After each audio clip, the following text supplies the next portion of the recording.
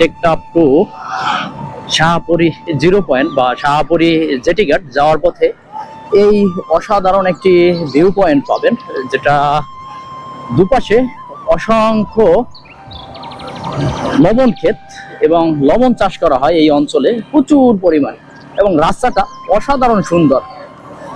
যদিও এখন প্রচন্ড রৌদ্র, বিকেলবেলা হলে অনেক সুন্দর লাগতো। যদিও এই যে সাগরের নীল জলরাশি থেকে এই লবণটি উৎপাদন করা হয়, আর এই অঞ্চল থেকেই যে লবণটা যায় এটাই আমাদের খাবারের রান্না এবং কাঁচা খাওয়ার জন্য আমরা ব্যবহার করে থাকি, এবং লবণ বিভিন্ন জিনিসপত্রে আমরা ব্যবহার করি এই লবণটা।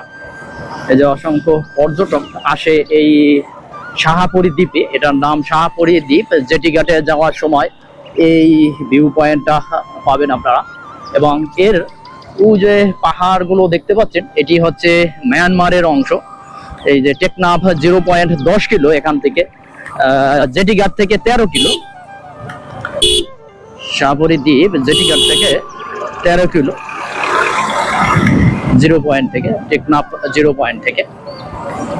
যে অসাধারণ, এই যে ছোট ছোট ঘর রয়েছে এখানে, কৃষকরা থেকে এই লবণটা সংগ্রহ করে এবং এই স্তূপ আকারে করে রেখেছে। এটা মূলত তারা সংগ্রহ করে স্তূপ আকারে করে রেখেছে, এবং প্রয়োজন মাফিক যখন দরকার হবে এই অঞ্চল থেকে ট্রাকের মাধ্যমে অথবা বোটের মাধ্যমে ঢাকা, চট্টগ্রাম, খুলনা, নারায়ণগঞ্জ বিভিন্ন অঞ্চলে পাঠিয়ে দেয়। এই দূরে দেখা যাচ্ছে ওই পাহাড়গুলো, এই পাহাড়গুলো মায়ানমারের অংশে পড়েছে, এবং নাপ নদী রয়েছে ওই পাশে, এবং নাপ নদীর পাশেই মায়ানমার, এবং এ পাশে হলো যে বাংলাদেশ।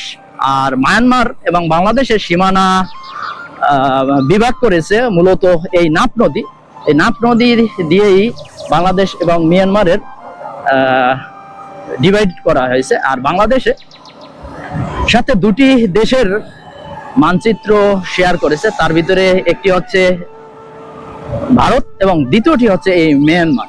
মায়ানমারের কিছু অংশ এই কক্সবাজারের টেকনাফ এবং উখিয়া, কুতুবপালন এইসব অঞ্চল এই ভূমি শেয়ার করেছে বা বর্ডার শেয়ার করেছে, অন্য কোনো অংশ নয়। এই অংশটি এই যে দেখতে পাচ্ছেন অসাধারণ এই রোডটি। আপনারা যদি কেউ আসেন এই অঞ্চলে ভ্রমণ করতে, অবশ্যই এই টেকনাফ বা শাহপুরী দ্বীপে 0 পয়েন্টের যে জেটিঘাটটা রয়েছে এখানে আসবেন, তাহলে এই অংশটির ফিল পাবেন। খুবই চমৎকার। আমরা মোটরসাইকেল নিয়ে এসেছি যদিও চট্টগ্রাম থেকে।